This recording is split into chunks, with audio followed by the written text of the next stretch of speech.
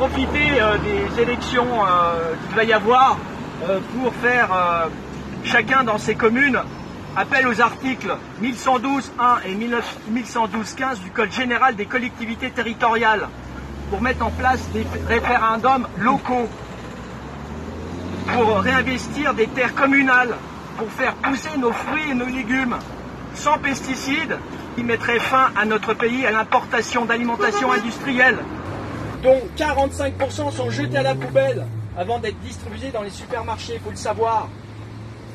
Ce qui apportera une santé aussi bonne que celle dont bénéficient encore nos grands-parents, ce qui mettra fin à la destruction massive de notre planète et de votre acharnement lobbyiste, pharmaceutique, qui nous empoisonne et tue notre système de santé tout entier.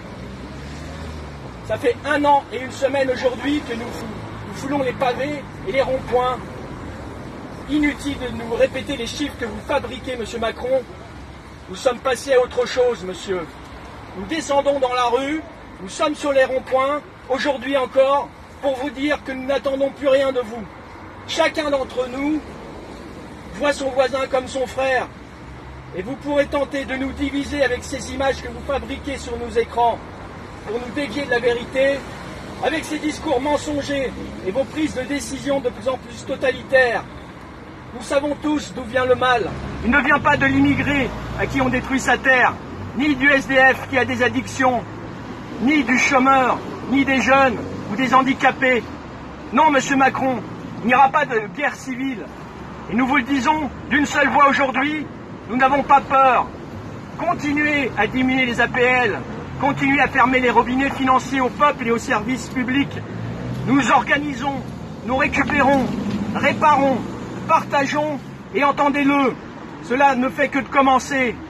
La mère Terre, nous l'aimons sincèrement, et chacun de ses habitants aussi, qu'il soit végétal, minéral ou animal. La France est un pays de résistants, d'artisans, où des gens de tous les horizons ont foi en l'amour et un savoir-faire inégalé dans bien des domaines depuis des millénaires. Même si certains l'ont oublié, nous sommes là, gilets jaunes, et pas seulement pour le leur rappeler.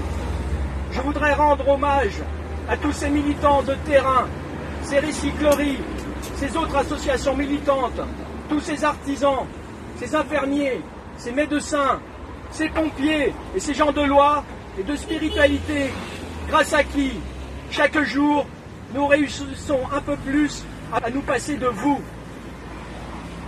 Si j'arbore au cœur de cette révolte ce costume qui fait qu'on me donne le nom de Jésus, c'est pour rappeler la justesse de son enseignement, qui était le partage, la paix et la justice. Et aussi, si j'arbore cette révolte avec ce costume, c'est pour rappeler qu'il a été le premier à subir la première comparution immédiate, injuste, et qu'il est temps aujourd'hui de réviser le procès de l'humanité.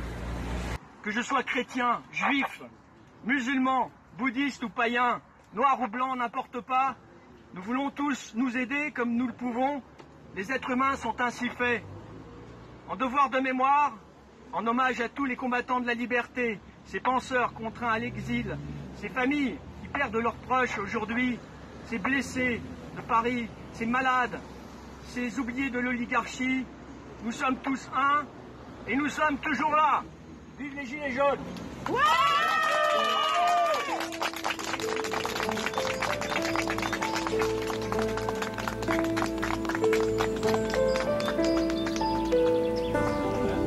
Il est bon, Jésus!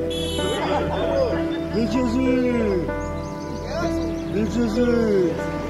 Jésus!